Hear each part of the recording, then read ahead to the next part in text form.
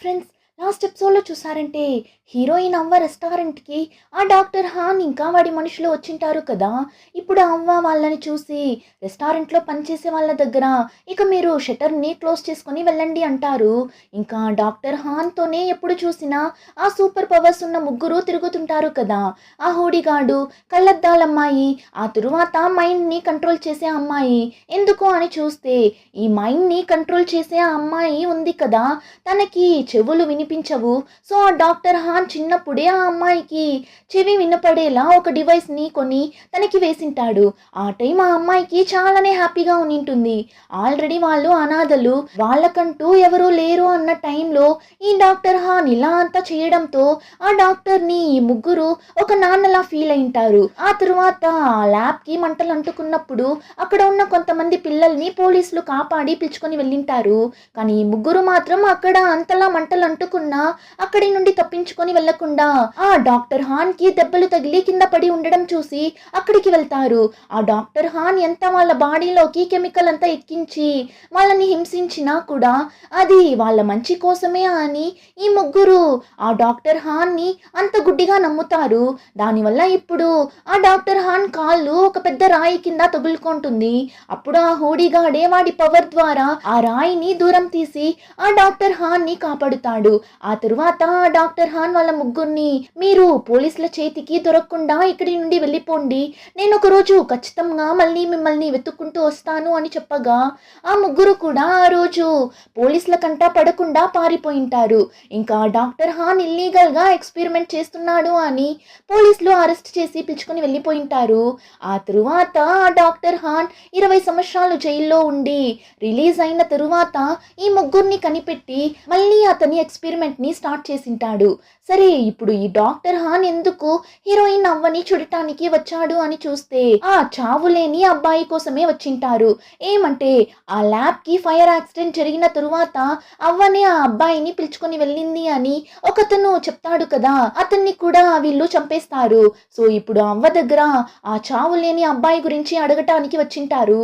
ఇప్పుడు ఆ అవ్వ డాక్టర్ హాన్ ని చూసి, అప్పుడే జైల్లో నుండి రిలీజ్ అయిపోయావా, 20 సంవత్సరాల ముందు నువ్వు చేసిన పనికి ఈ శిక్ష అంతా చాలానే తక్కువ అన్నట్లు చెప్పగా ఆ డాక్టర్ హాన్ ని చూసారంటే, ఏంటి చాలా మంచిదానిలా మాట్లాడుతున్నారు, నా రీసెర్చ్ కి డబ్బులు ఇచ్చింది మీరే కదా, ఇప్పుడేమో ఇలా మాట్లాడుతున్నారు అన్నట్లు చెప్తుంటాడు.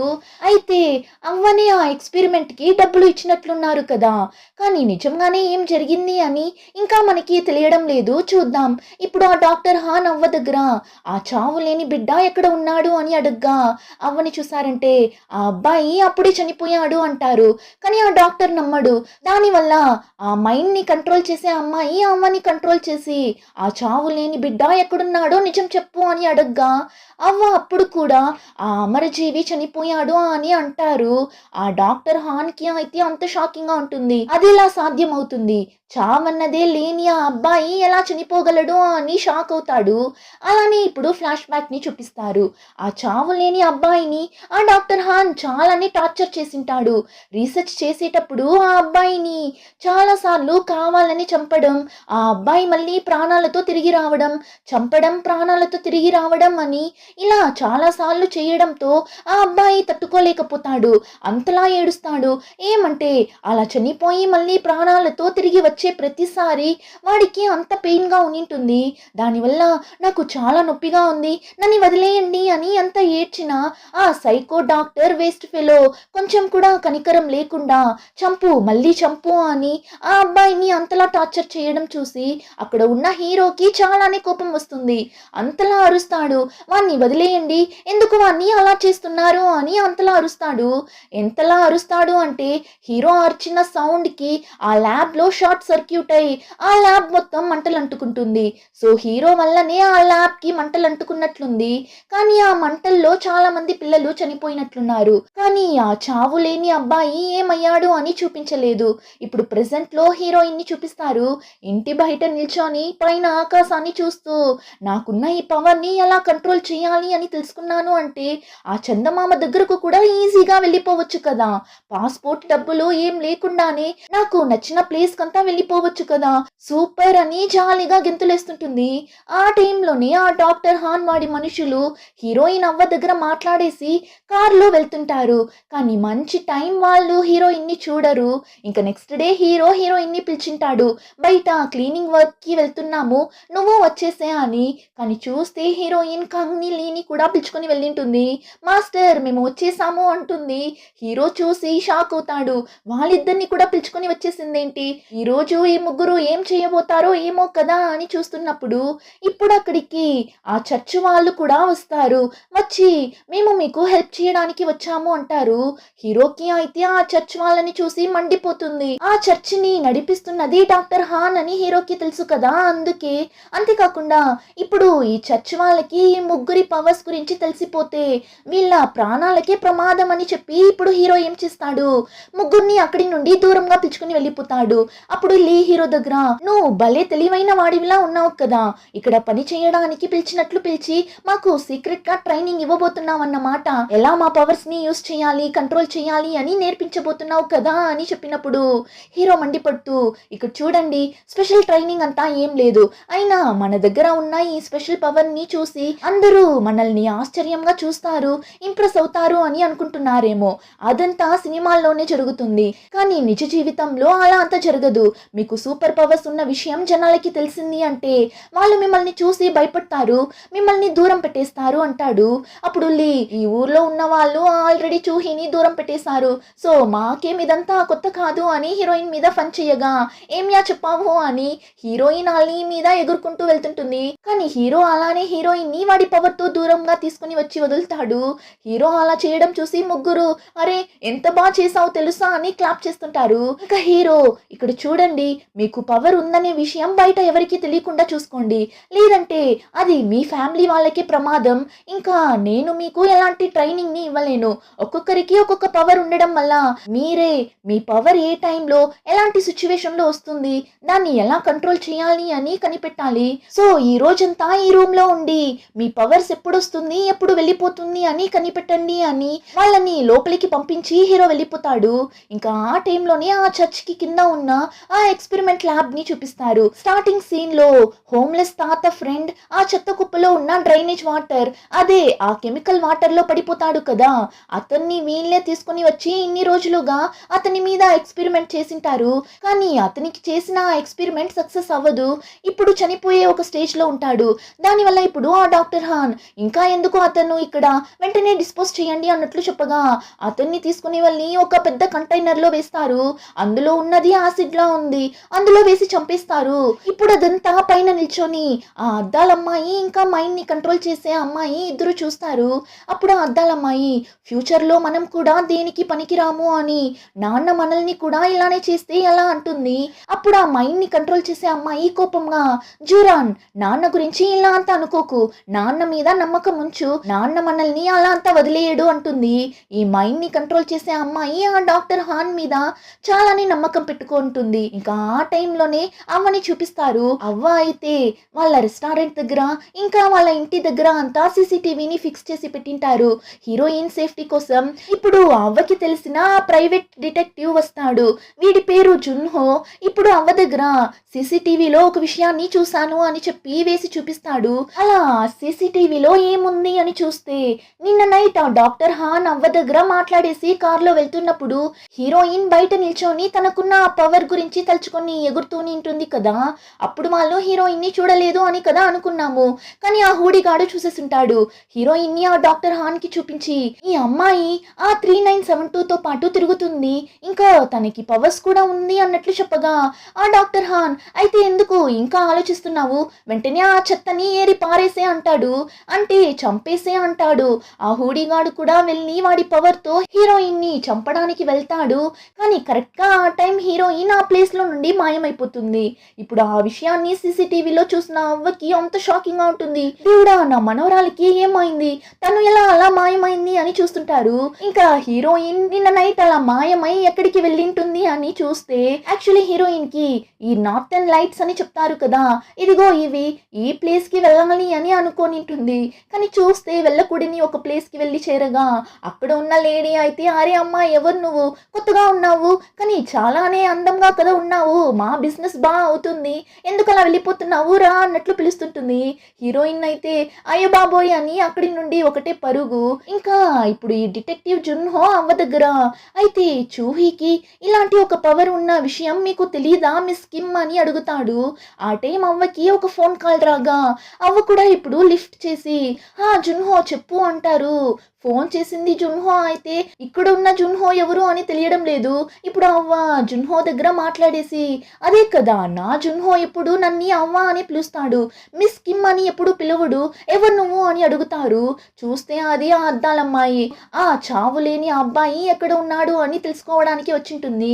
ఇప్పుడు ఆ అవ్వ నిన్ను ఎవరు ఇక్కడికి పంపించింది అని అడగ్గా, ఏంటి అంతలో మర్చిపోయారా, ఆ రోజు కూడా మా నాన్న డాక్టర్ హాన్తో పాటు ఇక్కడికి వచ్చాను కదా నేను అన్నట్లు చెప్పగా, ఏంటి ఆ దరిద్రపు మనిషిని మీ నాన్న అని చెప్తున్నావా నువ్వు అని అవ్వ చెప్పగా, మరి మమ్మల్ని ఆదరించిన వాళ్ళనే కదా నాన్న అని పిలవగలం అన్నప్పుడు అవ్వని చూసారంటే, నేను ఆ రోజు మిమ్మల్ని కాపాడకుండా తప్పు చేశాను అంటారు.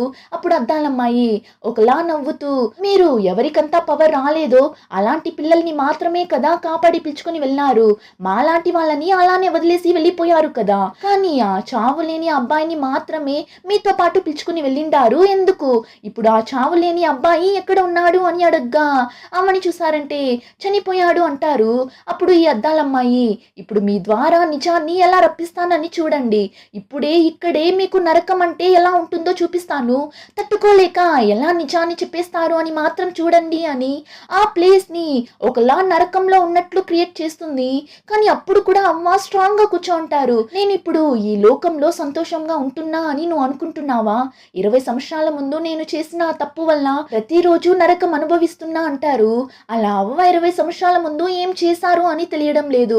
ఇంకా వీళ్ళిద్దరూ ఇలా మాట్లాడుతూ ఉన్నప్పుడు రెస్టారెంట్ కి కస్టమర్స్ రావడంతో ఆ అద్దాలమ్మాయి కూడా లేచి వెళ్ళిపోతుంది. ఇంకా అవ్వ అయితే ఇంతసేపు ఫోన్ ని ఆన్ లోనే పెట్టుకొని ఉంటారు.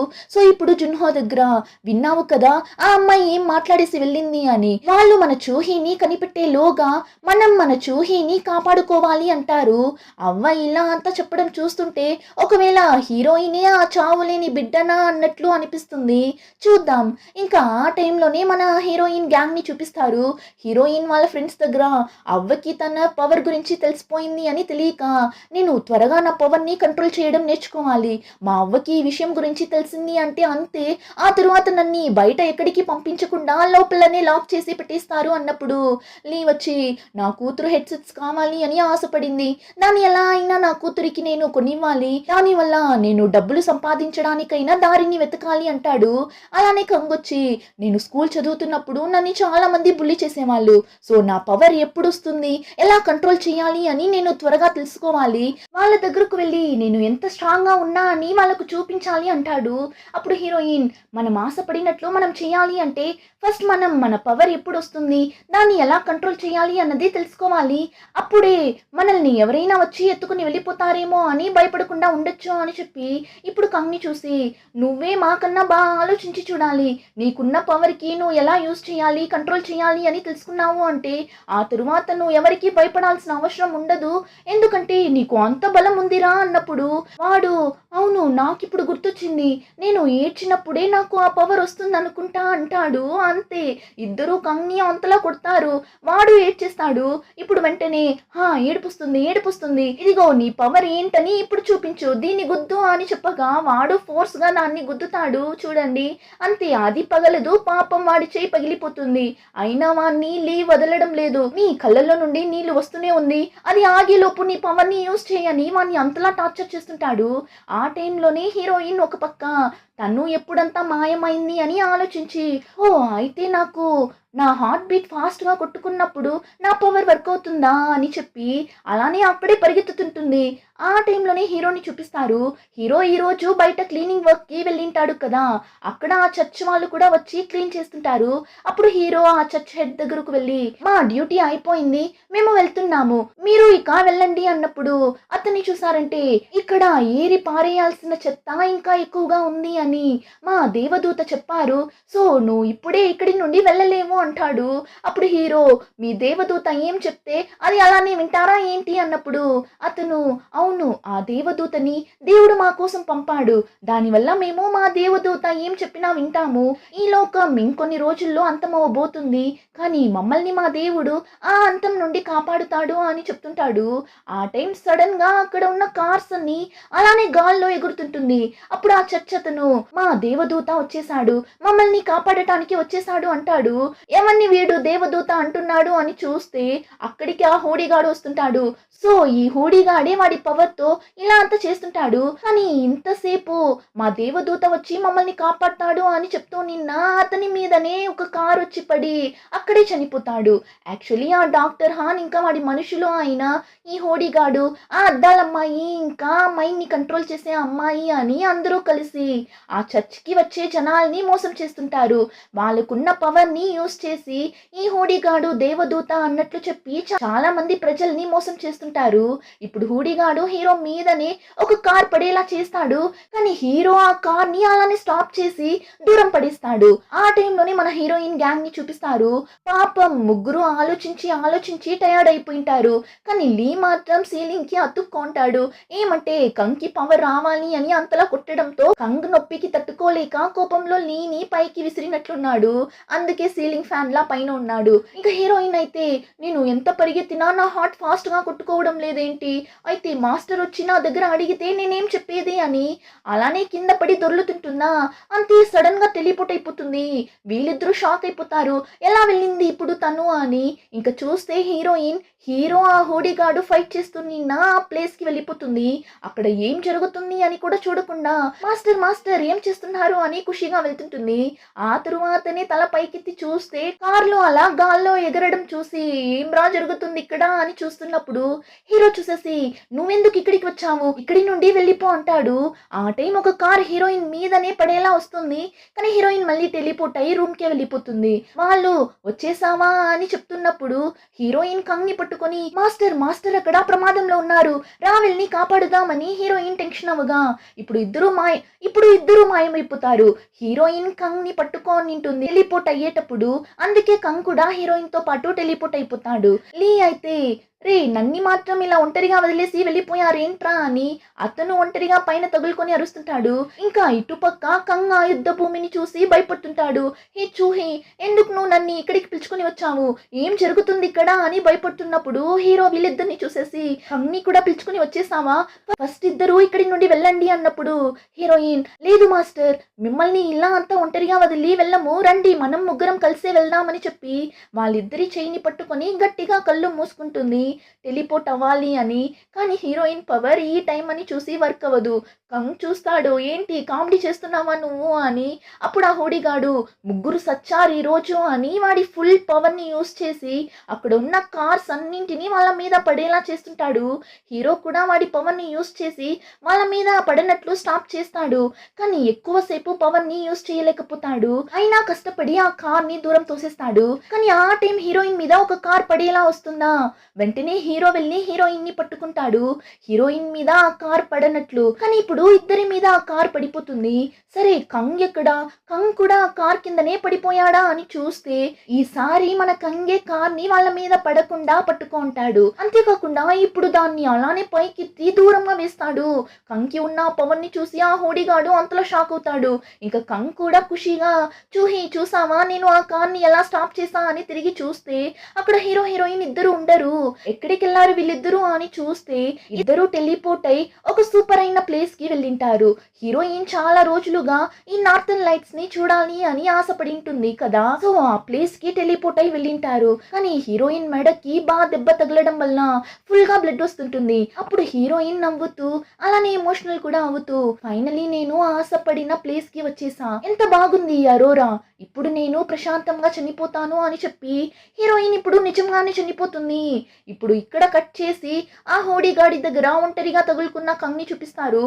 పాపం కంగ్ అంతలా భయపడుతుంటాడు. ఏ చూహి, నన్ని మాత్రం ఇక్కడ ఒంటరిగా వదిలేసి వెళ్ళిపోయావేంటి, త్వరగా రా, నాకు భయంగా ఉంది అని ఏడుస్తూ నిల్చోన్నప్పుడు ఆ హోడీగాడు ఏం చేస్తాడు, నీకెలారా అంత బలం వచ్చింది, ఇప్పుడే చనిపో అని చెప్పి కంగ్ని చూసి వాడి 2 చేతుల్ని అలానే నలుపుతాడు.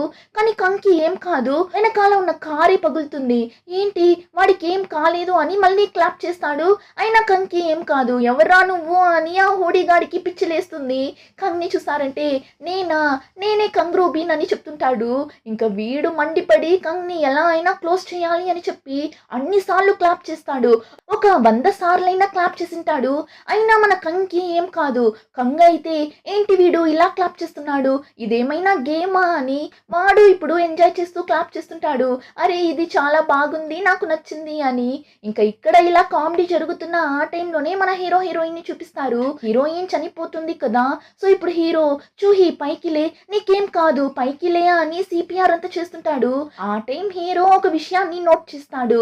ఏమని చూస్తే హీరోయిన్ కి హార్ట్ ట్రాన్స్ప్లాంట్ ఆపరేషన్ చేసినట్లు మార్క్ ఉండడం చూస్తాడు. ఇప్పుడు దాన్ని చూడగానే హీరో లేదు, ఇలా జరగడానికి అవకాశమే లేదు అని అలానే షాక్ అయి చూస్తున్నప్పుడు సడన్ గా ఒక స్నో డ్రాప్ అలానే హీరోయిన్ కళ్ళల్లో పడగా హీరోయిన్ కి ప్రాణం తిరిగి వచ్చేస్తుంది. అలానే ఫాస్ట్ గా పైకి లేచి కూర్చుంటుంది.